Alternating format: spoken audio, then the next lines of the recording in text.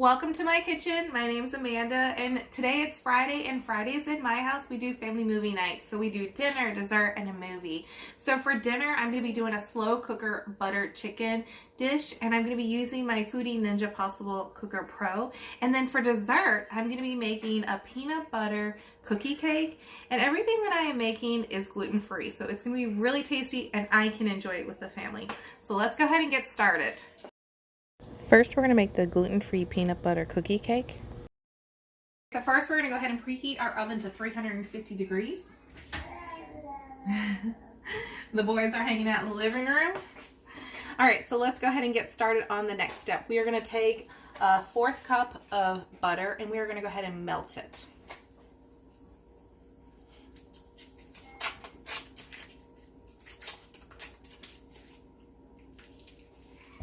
All right, I'm going to go ahead and put that in the microwave.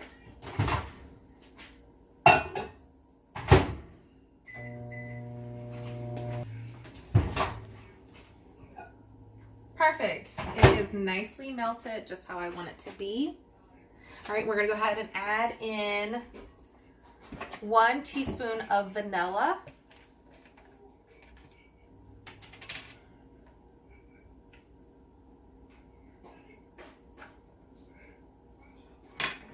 Then we're going to add a 1/3 cup of peanut butter.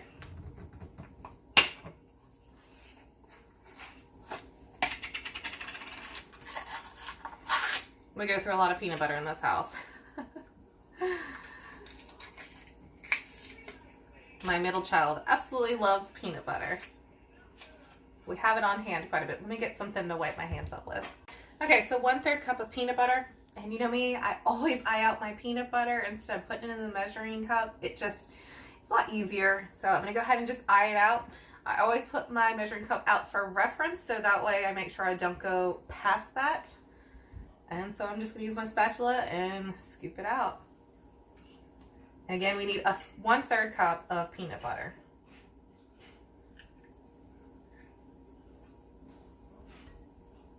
Would you like some peanut butter? Hi.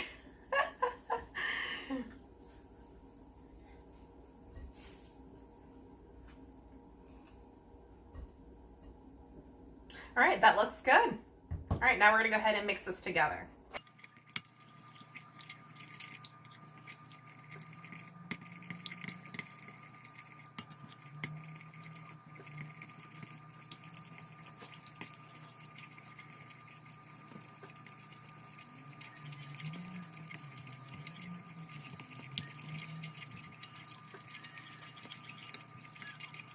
Okay, so now we are going to add 1/3 cup of sugar, and I am using white sugar.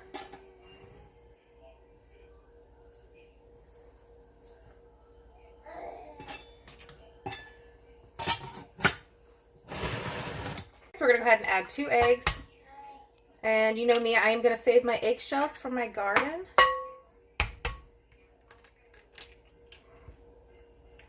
I'm going to wash my hands real fast. All right, so we're going to go ahead and mix this together.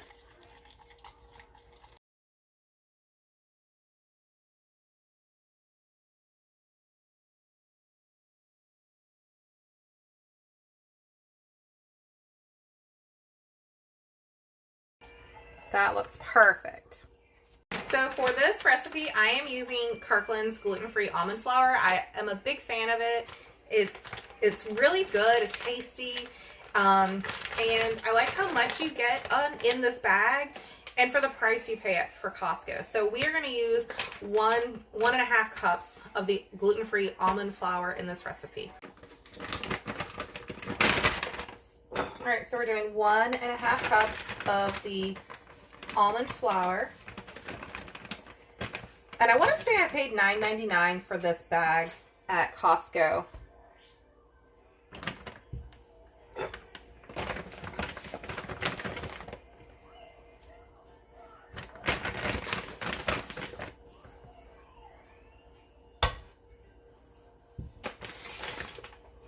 Okay, so now we need 1/2 teaspoon of baking soda.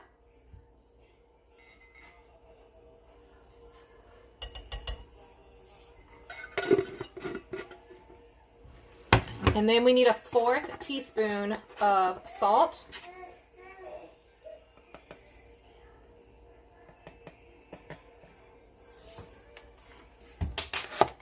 All right, and we're gonna go ahead and mix all this together.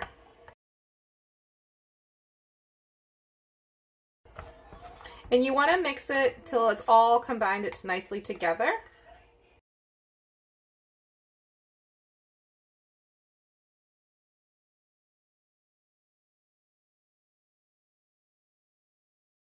That looks really good. Now we're gonna add 3/4 cups of chocolate chips to this.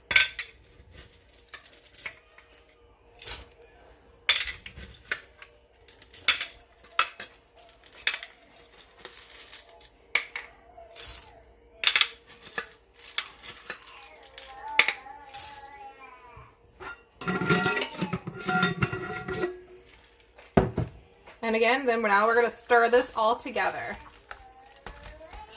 The little ones are out there playing. I love listening to their little sounds that they make.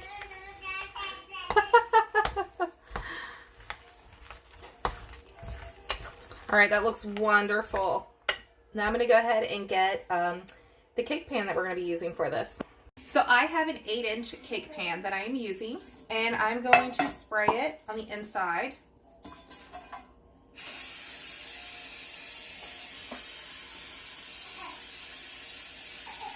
Looks perfect. Now I'm just going to take this mixture and just dump it on in. Let me get a spatula so it comes out a lot easier. And let me go get my little one real fast. I think he wants some mommy time. I'll be right back. Okay, so I got my little one in the kitchen with me. He is having a snack. So let's go ahead and finish this next step, which is almost the last step. And I got a spatula so it comes out a lot easier. So that way you get all that good stuff into the cake pan.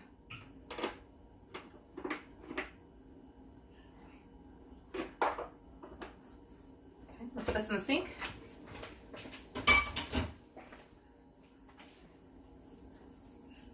I love this recipe.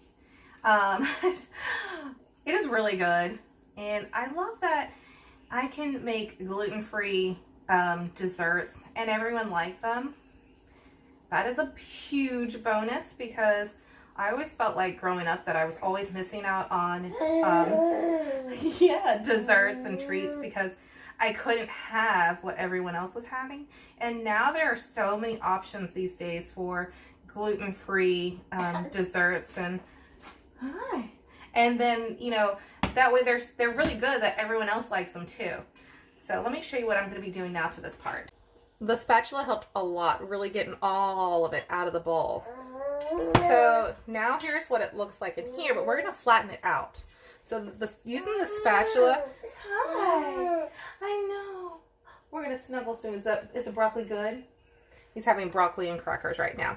Okay, so I am going to just flatten this out, and you want to make it equal throughout.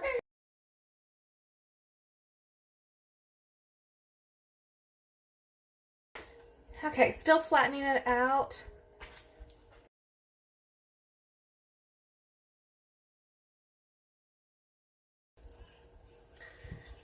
That looks perfect. So now what I'm going to do, I'm going to take a little more chocolate chips and just kind of sprinkle it on top. That way these get nice and gooey on top. Alright, so that is all done. So since I preheated the oven, it is already ready to go. I preheated it at 350. So we're going to go ahead and put this in the oven for 18 to 20 minutes until it's slightly golden brown. And I'm going to go ahead and set my timer for 18 minutes. I'd rather set it at the lower time instead of doing it 20 and then overcooking it. So setting it at the 18-minute mark. Yes, you said it. What? Wow. Okay, so I have it set for 18 minutes and we'll check on it then. And I'll make the call if I need to put it in for 2 more minutes. All right, so we will check on it then. See you guys in 18 minutes. Our 18-minute timer just went off. I'm going to go ahead and check on it. I'm going to give it 2 more minutes. So set my timer. And then we'll be back in 2 minutes to check on it. All right, my timer just went off for the additional 2 minutes, so let's go ahead and take it out.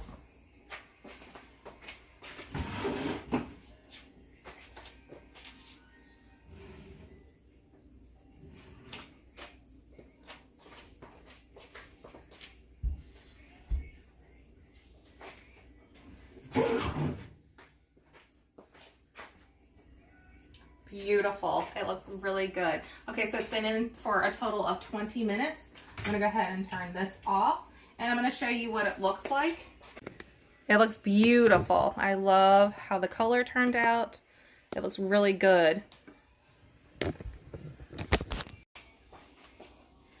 Okay, so I'm gonna go ahead and get this one down for a nap, and then we will start on the slow cooker butter chicken for dinner for tonight, because it's gonna cook low. I'm gonna put it on a setting low, so that way it'll be ready for when we actually will go to eat dinner, and it'll be nice and warm, being that it's Friday. All right, so we will be back. Okay, I got my youngest down for a nap. I have my middle child having a snack. So let's go ahead and start on the slow cooker butter chicken. And first we're gonna go ahead by dicing up it's like a small yellow onion, so we're gonna go ahead and dice that up.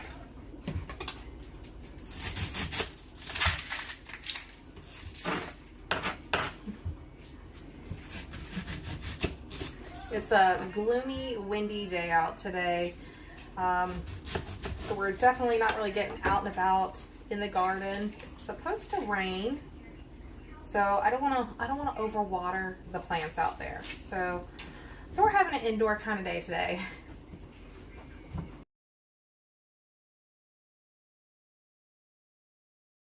I'm just really making these like a bite size.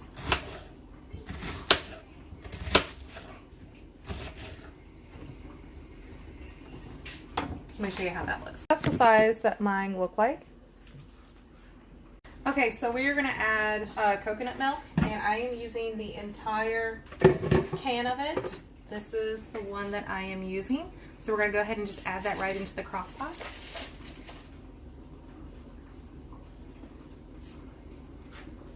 Let me get something to get it out easier.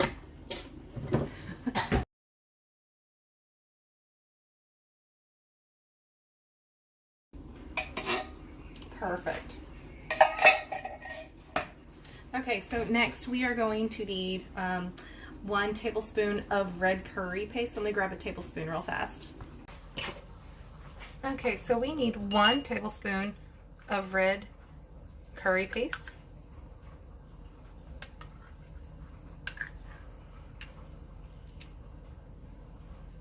And this is what I'm using. We need 2 teaspoons of curry powder.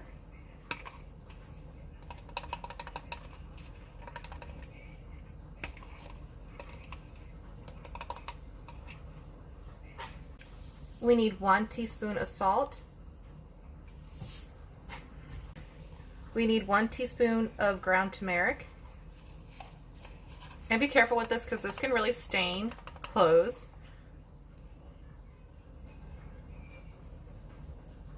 Now we need half a teaspoon of ground ginger.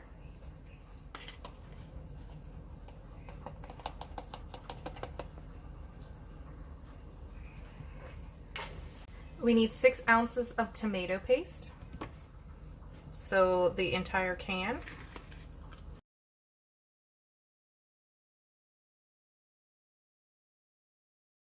Two tablespoons of butter. We are going to go ahead and just mix this all together. Now this is a new recipe for me to make. I've never made this, and I have always wanted to try making this. And I thought, why not? I have all the ingredients. Let's go ahead and give it a try. I love curry. I love cooking with coconut milk. It already smells really good. And I'm keeping my fingers crossed that my kids will thoroughly like this, because it's nice when you can find meals that are easy to just throw together, especially when you're really busy. I just want to make sure that I have this nicely mixed together because the tomato paste is thick, and I just want to make sure that it's nicely mixed together before I add in my chicken and my onions.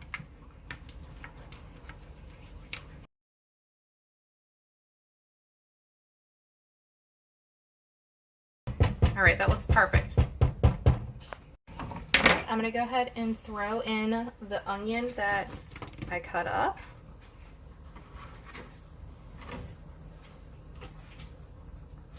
And I'm going to cut up 2 chicken breasts. First, I'm going to go ahead and stir in these onions before I place down my cut up chicken. Just that way these will cook down. There's my block of butter in there.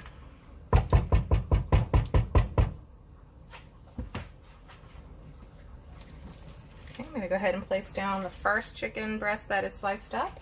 I only cut up 2 chicken breasts because I'm feeding a family of 5, and my 8-month-old will probably eat very little of it, and it'll work out very well for my family size. But if you have more family members, then you can always add in more chicken breasts if needed.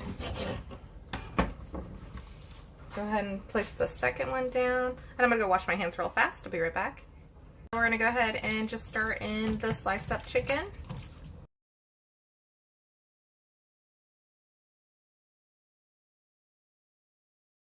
Beautiful. And it smells really good. I'm gonna go ahead and put the lid on. Okay, now that we have our ingredients in there, I'm gonna cook mine on low for 6 to 8 hours. I'm gonna actually make it for where it'll be done at 6 hours, but you can cook it on high for 3 to 4 hours. But because we sliced up the chicken, it'll be really nice at 6 hours on low. So let me show you how I'm gonna turn this on. Okay, so I'm gonna hit power. I'm gonna keep it on slow cook. I'm gonna put the temperature to low. And then I'm gonna hit time, 6 hours. And then I'm just gonna hit start. That's simple, super easy. So when this is done being cooked, I will add in a 1/4 cup of heavy whipping cream and just mix it all in together. And I'm gonna serve it over actually jasmine rice, and then I will come up with some kind of veggies, either just all broccoli or broccoli, cauliflower, carrot mixture, and then serve it that way, and it'll be really tasty. So we will check back at 6 hours, and I will show you the rest of the steps of finishing this up, and I will show you how I am gonna plate it for dinner. Well, thank you, and I will touch base with you guys in a bit. It has been 6 hours now, and I am going to go ahead and add in the 1/4 cup of heavy whipping cream, and then I will stir it in, and then I can go ahead and just serve. Everything is done and ready. It smells amazing.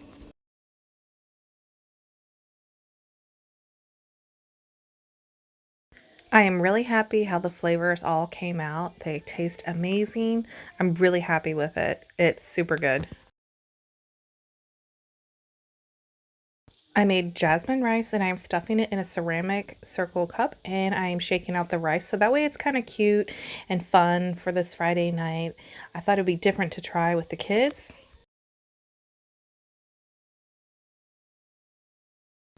I am using frozen broccoli. I microwaved it, and I thought that this would pair very well with this dish. And everyone in my family absolutely loves broccoli, so I can't go wrong there on that.